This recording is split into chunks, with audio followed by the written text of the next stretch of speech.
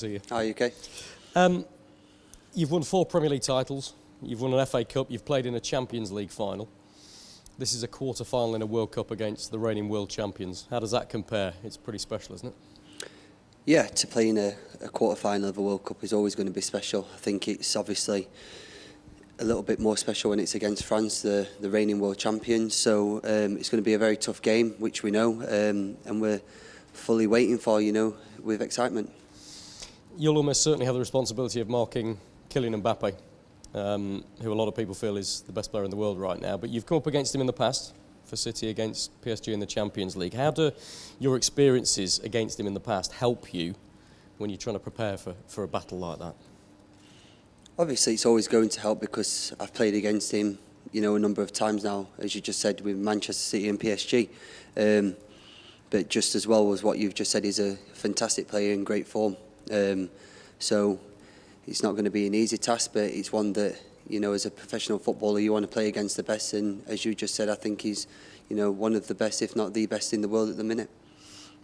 You've regularly played as a centre-back in a back five with England, and you've played just as often as a right-back in a four. Talk to me about the kind of pros and cons of each and how you have to change your performance depending on how England's set up. I don't think much changes really. I feel that the system that we play, whether that's for Manchester City or for England, I don't really bomb forward as much as I probably used to do when I was playing for Tottenham as a wing back, for example. So it's about reading the game, reading the opponent, reading the formation that the manager wants you to play in and adapting to that really. It's a team game, it's not a solo game, so I do whatever the manager asks and what's going to benefit the team. Thank you, mate. Thank you. Hi, Carl. Alex, BBC. Do you understand the focus on your battle with Mbappe, and how would you deal with the pressure of that? Do I understand the focus? Of course I do. I play football, so I do understand what I need to do, and that's obviously to stop him. It's probably easier said than done, but I don't underestimate myself. As we've just said there, I've played him before, and I've come against a lot of great players, in my time playing for England and also Man City and the clubs that I played for. So I have to treat it as another game. I have to take obviously extra care and give him the respect he deserves, but not too much respect because he's also playing England, and we can cause them problems. Okay, it's going to be a tough game, but not one player makes a team. From the outside looking in, we speak about it all the time, but is it something you speak about as players when there's so much focus on a particular battle? No, I think the game's not England v Mbappe. The game's England v France. As I just said there, we take respect that he's a good player in good form at the minute, but I'm not going to roll out a red carpet for him and tell him to go and score. I'm representing my country at a quarter-final of a World Cup, so it's do or die really. If we lose, we go home, and he's not going to stand in my way, and hopefully winning, a World Cup for my country. I've seen your teammates at Man City mess around with your FIFA card before about your pace. Who do you think is quicker? We'll hopefully see on Saturday if I'm chosen. Who knows? Thanks, Kyle. Isaac here from Citizen Kenya. Basically, knockout tournament going to be very tight and close. The Three Lions have waited for so long, since 1966. Do you think the current squad has what it takes to bag the title after such a long wait? How do you rate your chances heading into the quarters? We have to, as I just said there, we have to back ourselves. We have to be confident in the players that we've got, the players that have been nurtured over the last 4 years, reaching a semi-final in the World Cup, reaching a final in the Euros, and then obviously we've got to a quarter-final. Okay, we're not there, and we've not gone past what we achieved in the last World Cup or Euros, but we're on the right path in the right direction. And I think with the group of squad that we've got, the confidence is high. We're scoring goals, we're not conceding too many. So we have to be confident. But as I say, Saturday's going to be a very tough game against a very good team. It's the reigning world champions, and we need to be right up to speed, right up to the mark, and make sure that we're singing all from the same hymn sheet to collectively win this game. Steve Scott from ITV News, Carl. One more on Mbappe, if you don't mind. You said you've played against him several times before. Yeah. As a team, did you come up with a specific plan for that? Did it go well? And have you been using that experience to help Gareth with his strategy for the game? I think when we've played them the 4 times in the Champions League for Manchester City, you're not just thinking about Mbappe. And I think it's exactly the same on Saturday. You're not just thinking about Mbappe. Okay, he's a tool that they've got in their armoury that's very good. But there is other good players, and we can't underestimate them players that have won big titles, won World Cups. So, okay, he's a great player. We all know that. That's why all the questions are about him. But let's not forget Giroud, who scored countless goals for France and in the Premier League. Dembele, who's, for me, just as good on the other wing, and a very tricky player. And then you've got Griezmann and stuff like this, that these players can cause you a problem. So, okay, we take our hat off to him. He's a great player. But for me, all the questions probably shouldn't be about him. We should appreciate that we're seeing a great footballer, but there is other players as well. Hi, Kyle. It's Mark Manbryans from PA. Just slightly away from Mbappe, but something equally as serious. Can you talk to us about Dave the cat? Oh, Dave's fine. He had a little scrap with the other cat the other night. I think they're fighting over territory and the food. But, he's doing well, and hopefully I can stick to my promise where I said that he would come home with us if we was to win the World Cup. So Dave's fine, thank you for asking. Lucky charm. Hopefully.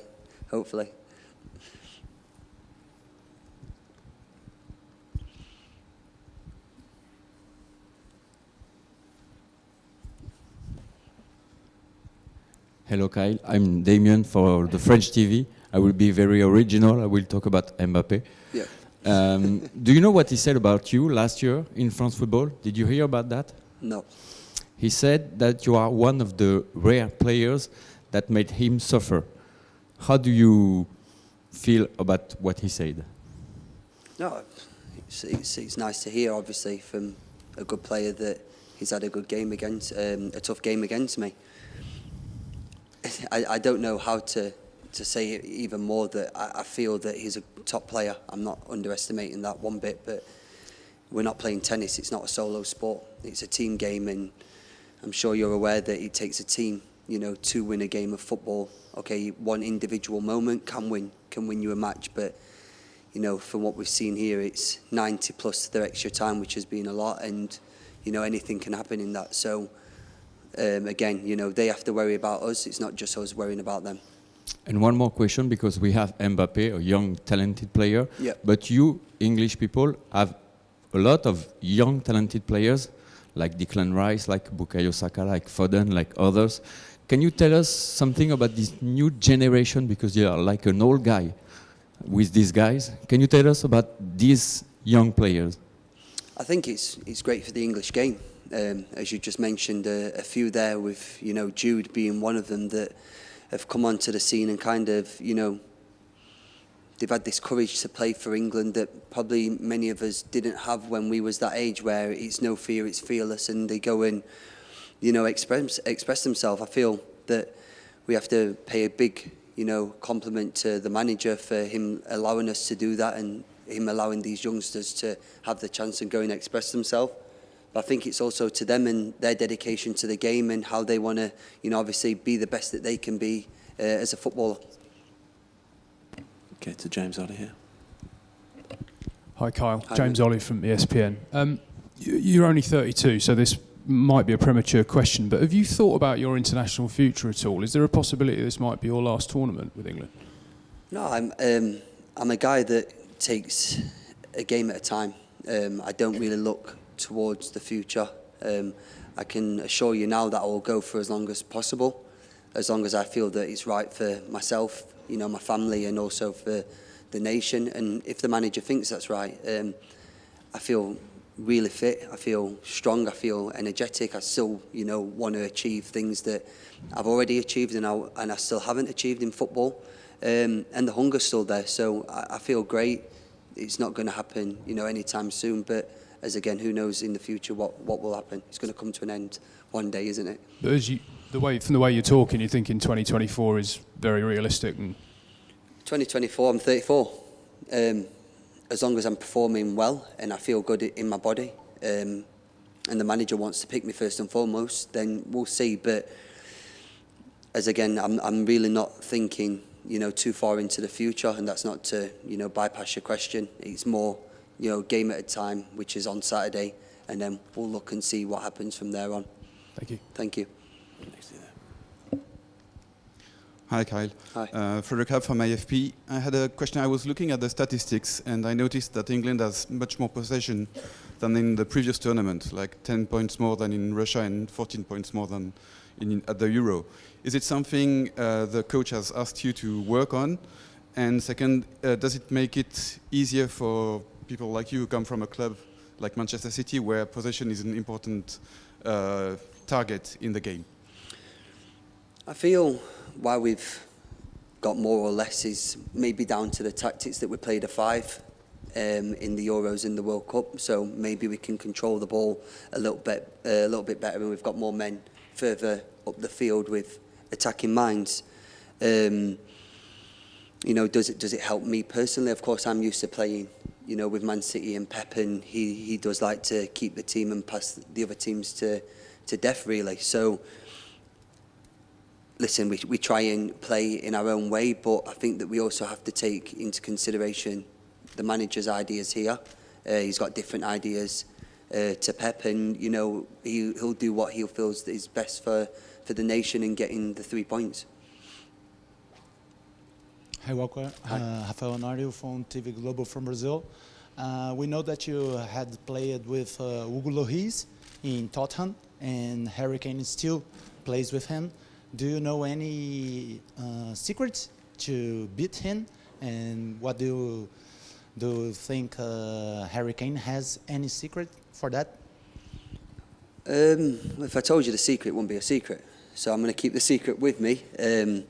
I feel that obviously Harry and I have both played with him. Eric Dyer have played with him, for a number of years, and Harry will know what to do when he comes into that position. But also Hugo will know what Harry's going to do. So I think it's a little bit of cat and mouse. The main thing is for us is to get this victory. We desperately want it. I think as a nation we've worked really hard in the last 4 years to achieve what we want to achieve, and now, as you can see, all these people are here because they know it's going to be a fantastic game, and I think that's credit to to both nations with what they've achieved over the years. Carl, David Ornstein from The Athletic. I hope you're playing tomorrow, on Saturday after all the Mbappe questions. Declan Rice missed training today. Is he going to be okay from what you know? Is it just a minor illness, or is there a doubt over him? I honestly didn't know until we was doing the pre-act in the gym. I still don't know because I haven't spoke to the lads. I just wondered where he was. So maybe it's a medical issue. I'm not too sure. Maybe ask the doctor. He'll be able to tell you something. You mentioned the other tournaments, semi-finals in 2018, Euros final. You've been involved in all of them as one of the more senior players. Do you assess this group as having the best chance of winning the trophy compared to the previous 2 major tournaments?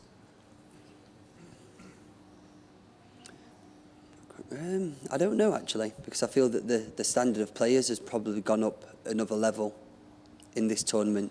I'm not saying that Russia was a bad standard, but I feel that us as a team was a little bit inexperienced in big game matches. Okay, we knocked a few walls down in Russia with winning a penalty shootout and stuff like that, but we still was inexperienced. We got to the semi-final, we scored early. We didn't really know how to handle that. So I think we're more equipped, but I do think that the players for the other teams, I mean, you look at Morocco, for example, how well they played against a very, very good Spain team and went and got the result that they wanted. And I feel that, you've had a few surprises with Japan and stuff like that in this World Cup. So I feel that there's, the standard of players has gone up probably a little bit more than Russia. And just quickly, if you don't mind, obviously you had a day off yesterday and we've seen all the fun and games around the camp. But is there a palpable feeling now with France coming, quarter-final, do or die, as you say, that there's a change in atmosphere in the camp, a greater seriousness, a bit less larking around, which is a good thing, and a bit more, this is it now? I don't think there's ever been that. I mean, it's a bit cliche for me to say that we don't have a laugh and of course we have a laugh and a joke, but when you train and you work hard. You make sure that you get the details in that you need to know. And then when you've got your free time, it's free time. You know, you need to make sure that it's a relaxed camp, that no one's really listening, no offence, to the outside noise and anything like that. And we just concentrate on ourselves. You know, it's us that are going to have to walk over that white line on Saturday and hopefully get the victory. But, you know, we need you guys as the media, the fans that are going to be travelling over, and, you know, they've been fantastic singing for us. You know, you're the 12th man to hopefully make us go and get the victory that we want. Hi, Kyle. James Robson, AP. You've probably spent the past 5 years or so at club level always being the favourites, you know, no matter what, who City play. Maybe to the outside, England would be just about underdogs in this match. How would that affect the way you go into it? I don't think it changes. If we're the favourites, we're not the favourites. It's a game of football. I think you've seen in this World Cup what can happen in 90 plus minutes. You know, there's been a few upsets, a few teams thinking that they're going to go out early doors, and, you know, they managed to string a couple of good results together. And that's what we just have to think. It's another game. As I keep saying, we take our hat off to them. They're the world champions. They've got the respect that they deserve because they won their last World Cup.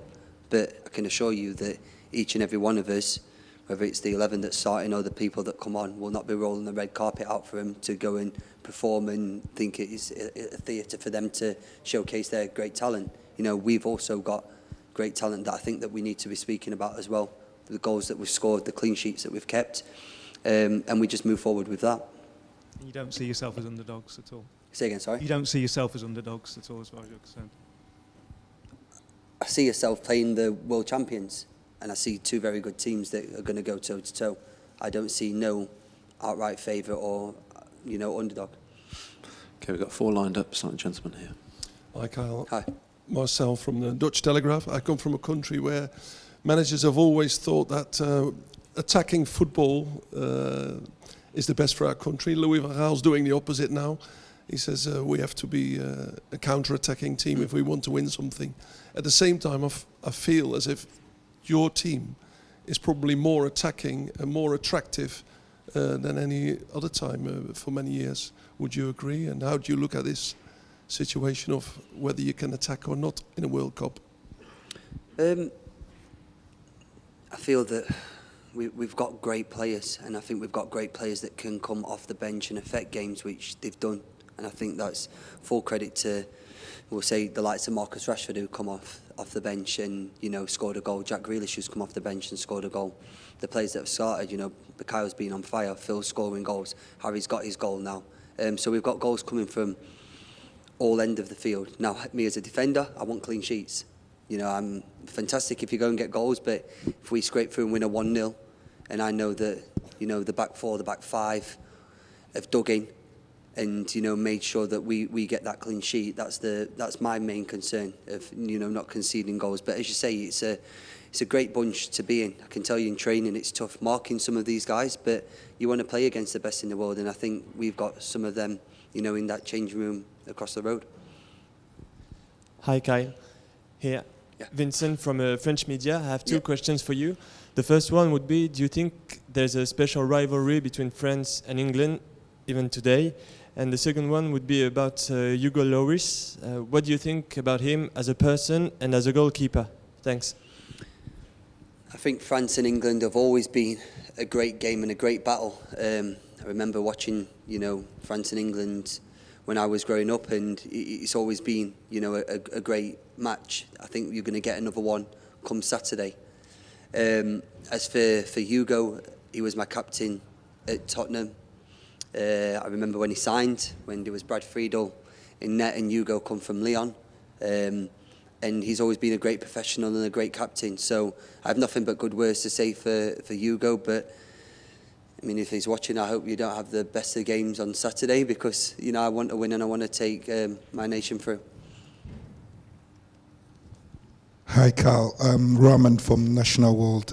There's this perception that when you play big games, or when England play big games, they play with the handbrake on, 5 at the back, and then try to catch up teams. It happened against Italy in the Euros final. Is this the perfect opportunity to go out there and boss the world champions and play to your ultimate limit?